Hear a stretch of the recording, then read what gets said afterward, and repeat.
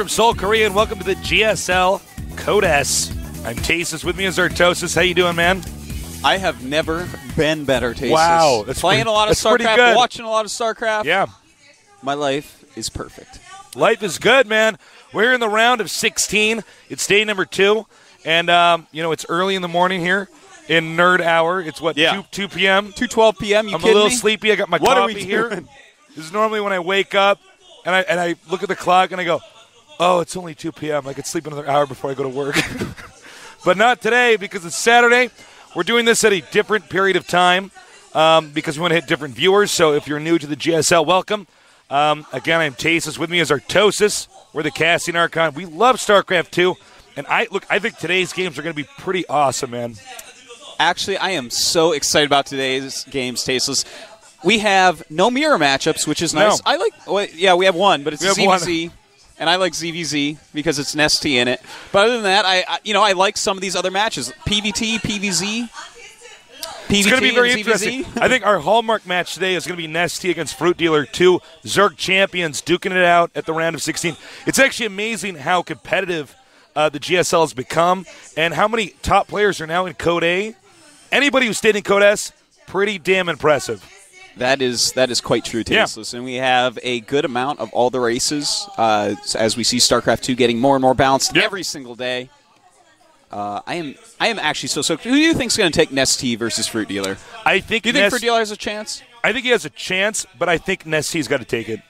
Nesty is just too good at Zerg vs. Zerg. The guy doesn't lose. Damaga's not here. Yeah, man. Damaga is not here. So I don't know how Fruit Dealer is going to end up doing this. Yeah, I think Fruit Dealer is good. He's got that kind of unique style.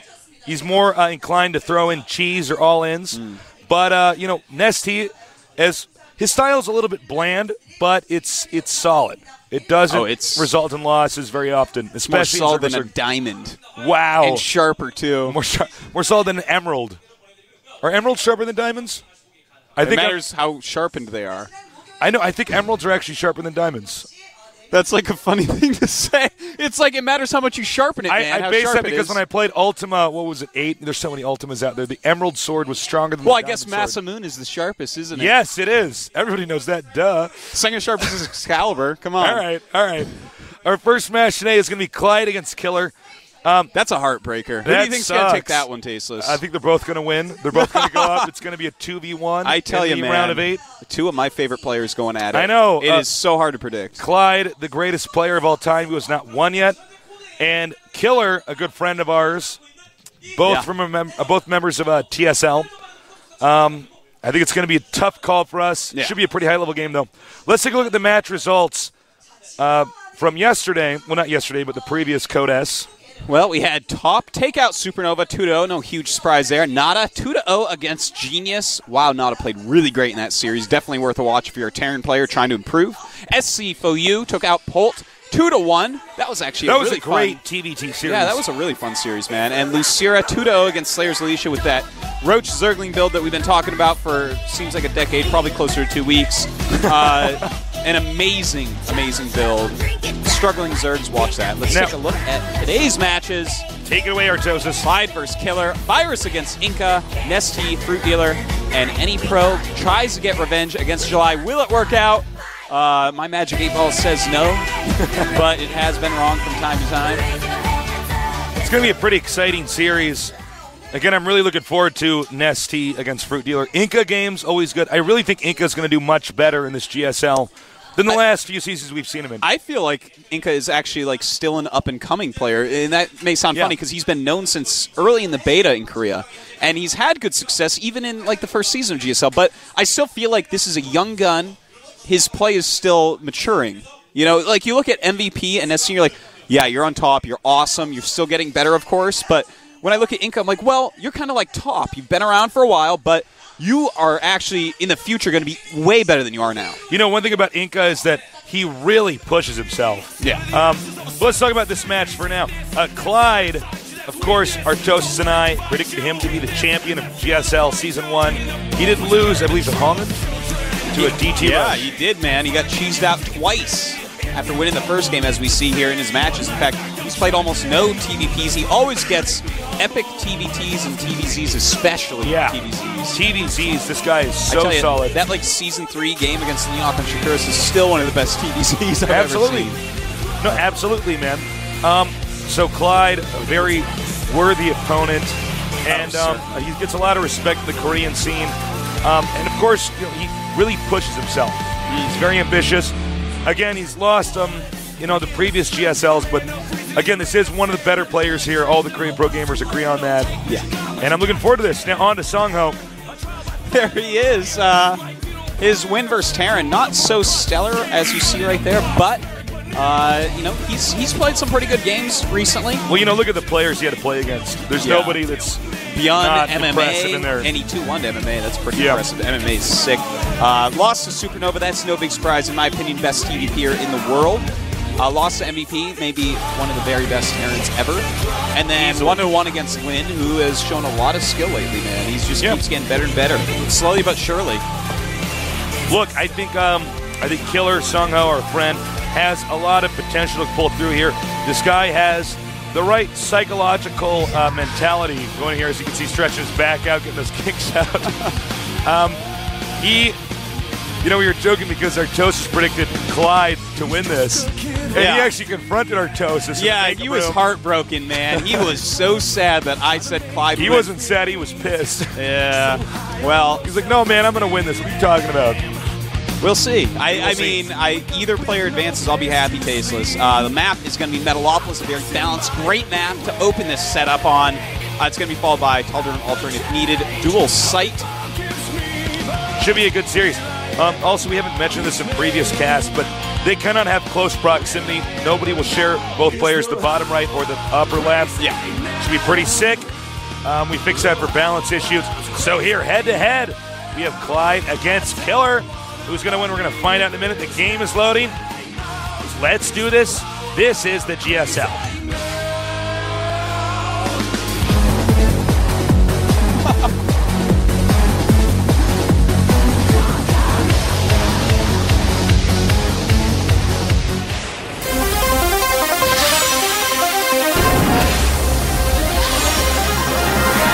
GSL Clyde versus GSL Killer. Tasteless, you just did the Legend of Zelda down thrust on me with a marker. I stabbed him with a pen during our break. I guess it picked up in the mic. Over here in the red, at the south, we have a player with great potential. Yes, sir. Clyde. Clyde was high on painkillers now. Clyde, a really solid player here. He has trained hard for this moment. I have a lot of respect for him. Very friendly guy in person as well. Always focused. Now to the north in the blue, we have GSL Killer. Ooh, solid match. Well, he's a confident guy. He is. I am absolutely stoked to see what builds both these players bring out. Clyde, he qualified for the round of 16 so quickly in his last matches. I know. He's just like, all right, I'll do a bunker poke, and then I'm gonna make Hellions, and then you're gonna die. And ST's like, totally obliges him on that. That wasn't even rushy really. It was just solid aggression with backups. Well, you know what I like about Clyde is he's got a very clean style. Yeah. There's not a lot of holes in it, like we see with what's a good example? Maybe Choya. A lot of holes in his play. He's good. He knows how to win. No, it's true. That's why he is still around, man. He's been playing the macro Terran style since Season 1 and doing it well. Now, in these positions, they're very, very far apart. Could be a pretty long game unless Protoss decides to do some kind of rush. Normally, Terran can't kill the Protoss off if they're this far away early on. Yeah, that's quite true. I don't expect to see any real aggression from Clyde. Perhaps harassment in the form of maybe a Banshee or something like that. You do want to... Well, he's taking some SUVs off gas, actually, so definitely won't be a Banshee. Might just be a factory. Yeah, we're going to see here. Excuse me, got a tickle in my throat. Looks like we might see a fast expansion here. coming from Clyde. SCD into the Protoss base. He's going to try to check and see, is there anything after the Cybernetics core is made? He does see Warp Gate is being chrono boosted. Sees only one gas. That's the most important thing he was looking for in there. Wants to know, okay, are you going to get 2 gases or 1? And off of 1 gas, it's either going to be a 3 gateway or 2 gateway pressure. More likely 3 than 2. The second should have already been going up. Or just a fast expansion, which I think is exactly what we're going to see. In the meantime, Clyde getting his concussive shells, getting his Marauder, getting his command center. Looks like both players opting to expand quickly. The Stalker searching for the hidden SCV, spots it, and that's going to be bad news for Clyde. Clearly Clyde hiding that SCV. He wants to see if the Protoss is going to expand right away or if he can slip up into the base if Protoss attacks. Yeah. That's all right, though, because he's making a Reaper right now, and as we all know, Reaper's pretty good at scouting. Oh, whoa, whoa, whoa, whoa, whoa. Wow. We have never seen this before. No, this is like in the really, history of the GSL. This is pretty cool, man. I like this, and I don't even know what to make of this. I'm like, my brain is going over this stuff as quickly as possible. Here's the thing. Here's a few things. Killer, if Clyde had just thrown up a second barracks as the probe went away, this would be really hard to hold on to. So it's a little bit risky by Killer, I'm not going to lie, but getting that gold up, and if Clyde doesn't attack anytime soon, because Killer is controlling both Xel'Naga watchtowers, then he's going to have some really neat timings because he's not going to need to make so many probes to get his economy Killer. You know, to make this even more unique, this is a tech lab opening. Oh, if this Reaper gets in there.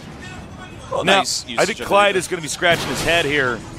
Will he see that there's no Nexus? No, he did not get to see. He probably thinks, okay, you have a Nexus down there.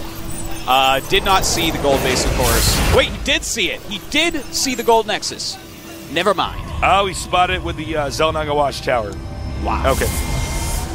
Now, this may be a strategy he's going to use because him and Clyde train together every day. Oh my god, he's actually going into 4 Warp Gate after this. This is awesome. Yeah. Sent a ton of probes from his main. He's going to mine fast for the gold. Going to go ahead, do a 4 Warp Gate. Normally when you do 1 base 4 Warp Gate, you can't keep all 4 Warp Gates going well. He'll be able to very easily with the second base. But there's a lot of Marauders in here with concussive shells. Clyde backs up, does not want to go down that ramp quite yet. And Killer losing no units, taking out Marauder, making the command center go back. Nice pressure play by Killer. So he's got the gold base now. That means he's going to have a serious boost in his income. And, you know what's interesting about this is he's going to stay low tier for now. We have no robotics on the way. We have no Twilight Council. I almost called it Citadel. Yeah. We have nothing like that. I like that, too. I got to say, he sees what his opponent's doing. He knows that Clyde is going Marine Marauder right now.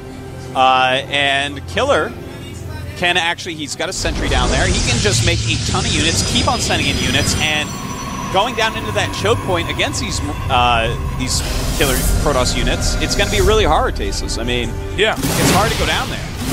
And doing a little poke and trying to count how many units his opponent has. You know what he can do is keep making sentries with the amount of money he's getting and just continue to contain the Terran until he has medevacs. Absolutely. Now, this is something that happens if you're not down your ramp and you're going only barracks. If you don't get a quick factory or a quick starport, it's hard to get down here against sentries, man. If Protoss is quick, but if you have a medevac, you can obviously circumnavigate that and threaten drops or even do drops, and the Protoss can't do this to you. Or if you have a siege tank, of course, you just set up siege mode and he can't do this to you.